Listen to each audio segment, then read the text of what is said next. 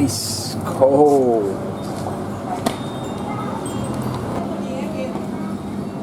Hey, San Miguel? How right up? Okay, yeah. Okay, what's up guys? Paul here with a new YouTube vlog. Sláinte, as we say in my native Irish. Salud, chokdi. Cheers to the lifting of the alcohol ban here in Thailand, which was just lifted this morning after a 1-month nationwide ban imposed by the government as part of their coronavirus lockdown in a bid to discourage people from gathering together for parties and picnics and whatnot. And so yeah, they've now seen that after 2 weeks of no new cases in many provinces such as Chonburi, where I am, here in just south of Bangkok, they've now relaxed many of the strict policies, and alcohol is on sale again, much to the delight of all the beer lovers and alcoholics nationwide, myself not being one of them. Yeah, so this is what I'm going to talk about in this video, that actually it's mad to see myself at 33 years of age largely indifferent to the finishing of an alcohol ban. If you were to go back 10 years ago, when I was a 23-year-old Irishman backpacking around Thailand actually that summer, I mean, that would have been a huge, dramatic, seismic moment for me if they told me I couldn't get my hands on alcohol for a month. And I'm very proud and glad to say that I barely batted an eyelid when the alcohol ban came in here. And I'd like to explain on this video why I feel like, I hope that was your reaction too, and if not, I hope if something like this ever happens again, you can manage to do without alcohol. Because this is coming from a guy who grew up as quite a seasoned drinker, growing up in Dublin, Ireland, started very young, and it became wrapped up in my identity as a young Irish male. It was the way I thought I became popular, the way I thought I was funny, the way I thought I was charming and interesting to women. And how wrong was I? You know, it really took me until my mid-20s to break away from the claws and clutch of alcohol and redefine myself and get back to the way I was as a kid, having fun more naturally, through sport, through music, through outdoor activities, driving motorbikes, having fun with music, you name it, the list goes on and on. All of these hobbies that had to be sidelined a lot of the time because of grandpa's old medicine. So here I am now, back having the occasional few beers, because when I did finish drinking in my mid-20s, I went a bit too teetotal, I now think, a bit too puritanical. I would often preach about how bad alcohol was because I saw the damage it had done to my physique, my mentality, my spirit, and all these things. I'm a bit low here on the camera, I might sit up a bit. And then I came to realise that actually it's a bit corny to be too straight edge. I kind of missed sipping on a few beers after my football at the end of a hot day here in Thailand or living in Spain. And so yeah, I'm back to drinking a few beers when I feel like I've earned it. Only when I feel like I've earned it. I haven't been drunk, anywhere close to drunk, in 7 years. Tipsy on a couple of occasions for sure. And why, you might wonder.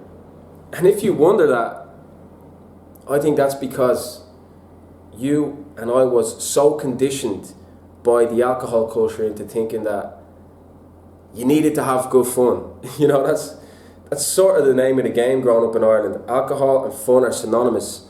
It's how you socialise as a young man. For me, I'm talking as a young man, and the way that you interact with women, the way that you play your sport afterwards, before, there's always drinking involved. To the point that when it's not there, things feel boring. And that is the big problem of alcohol, the misguided belief that things are boring without it, when actually my life exponentially improved and I started to have way more fun throughout my day and throughout my week when I wasn't constantly thinking of alcohol, when I wasn't trying to get over a hangover and build up to the next big drinking session.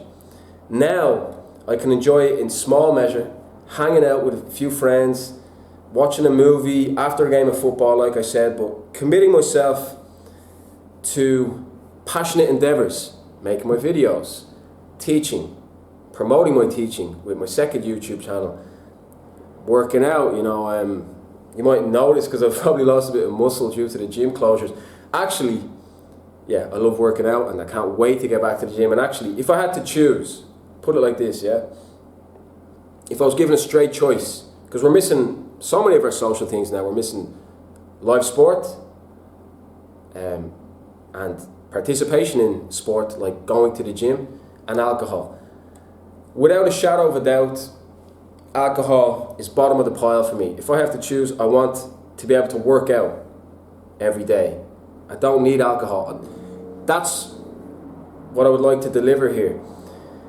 If the alcohol ban here in Thailand had such an effect on you that you felt depressed and you really suffered withdrawals without it, I really think you need to check yourself and make an effort to get away from it. Because I had to make an effort. I was deep in on alcohol. I spent like a year basically drunk, living in Paris as a barman in a Scottish pub called the Highlander. Big up the Highlander. Good times, funny times, but also a lot of wasted time and a lot of time to cringe over and wish I'd spent in a more productive and enjoyable way.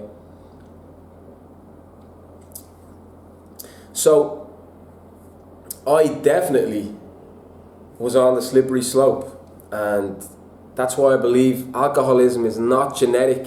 When people try to say they have an addictive personality, I think that's a get out of jail free card, because hey, we all love vice. I've loved a lot of those vices: sex, money, all the things that alter your state of mind. But I had to make a hard decision. I had to look in the mirror with absolute disgust and horror around that period in France and just say, mate, like Johnny Cash, what have I become? I mean, or Macklemore in that song, Other Side. Looking in the mirror like, I can't believe what I become. Swore I was going to be someone. And growing up, everyone always does. We sell our dreams and to escape through that buzz. So yeah, I loved to escape through that buzz and think that that was the way I had to have fun. When actually what was happening was alcohol was beating me down and damaging my personality, taking away my charm, my wit, my physical attributes, my mental attributes. All for what? For a bit of a buzz on a Saturday night. Think about it, right? Think about the amount of time and energy and money that has to go into a night out on alcohol. And it goes down like a lead balloon. 8 times, 9 times out of 10, the next day you're suffering and wishing you hadn't done it. So, I hope I'm not preaching too much here. I ain't Captain Killbuzz. If you can enjoy alcohol in small doses and smile and laugh and have a good time with it and not suffer the next day, by all means continue with it. If it's not damaging your relationships and you feel like it's genuinely building your relationships, if you feel like the friends you hang out with through alcohol are there for you also in the sober moments and the tough moments, then continue. But hopefully some people realize they have too much of a toxic relationship with alcohol during this coronavirus lockdown, and will hopefully be able to expand into another lifestyle and another way of thinking and living, because I'm getting a bit tipsy off this one time again. I haven't eaten breakfast yet. Yeah. Let me get back on point for a minute, yeah? Pull up a pew for a second. So yeah, I definitely had to make that decision. It was so easy to carry on drinking around that time for me, but I just said, no, I can do better than this. I can look better, I can feel better, I can be happier, I can laugh more without this.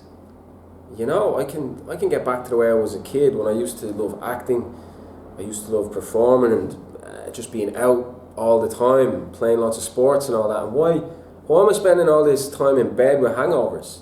Is it really worth it? That's the point I got to, you know. So, yeah. Always remember that, you know, when a lockdown comes in like this and you're banned from having alcohol, it's a chemical substance. It'd be different if it was marijuana, like Bob Marley said, alcohol make you drunk, man. Alcohol make you drunk. I mean, the herb come from the ground, man, come from the grass. And actually, between the two, I think smoking weed is way more natural. It's a proper, real plant that grows in nature. Alcohol is a man-made chemical which wreaks a lot of havoc on the world every year and somehow gets a free pass because of its lovely taste, I think, is most of the reason. And it gets a lot of people feeling loose and inhibited. But it definitely gets a free pass. When you look at, like I said, people dying from withdrawals. You know, when people die off withdrawals of the other Class A drugs, there's absolute moral outcry. And I just find it amazing that alcohol gets this free pass because it comes in a little can and it goes down easily. So I definitely do think our relationship, I'm mostly speaking as an Irishman here, although in Thailand you do see there's quite a high level of alcoholism as well. It's carried out in a different way to how it is back in Western Europe. But yeah, you do come to realise it's prevalent in many societies throughout the world.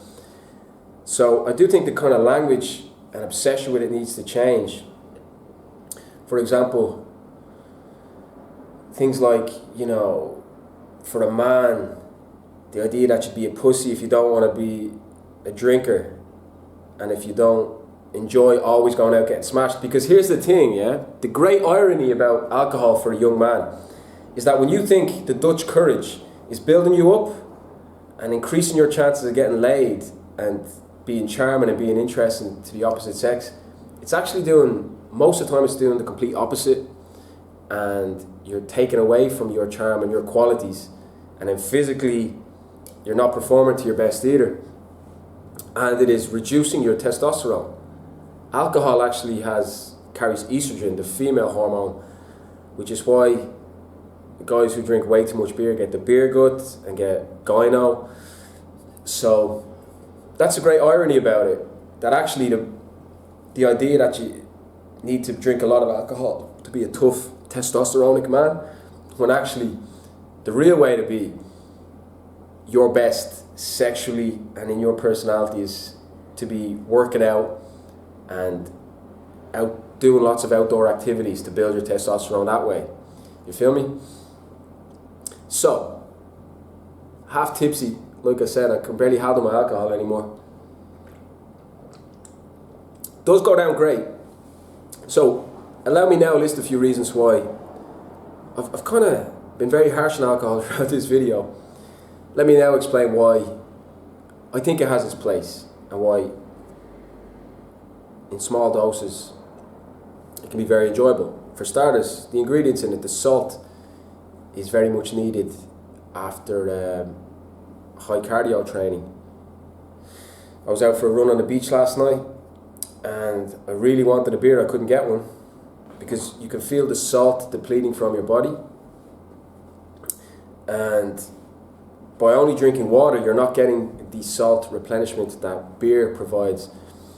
So yeah, like in terms of especially with the German beers, if you had to choose between one beer or one Coca-Cola a day, it's a no-brainer. The one German beer, like a Weiss beer, is infinitely better for you than drinking a high sugar content Coca-Cola, for example. So, and yeah, it can be a fun way to relax and unwind, for sure.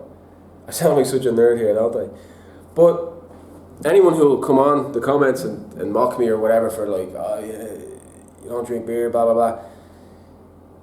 How many people, how often do you see the guys who were the party animals early doors, you know, really make it long term? Because I think the early party boys who seem like the coolest in school and all, they end up paying eventually. But alcohol excess, you'll pay now or you'll pay later. I firmly believe that.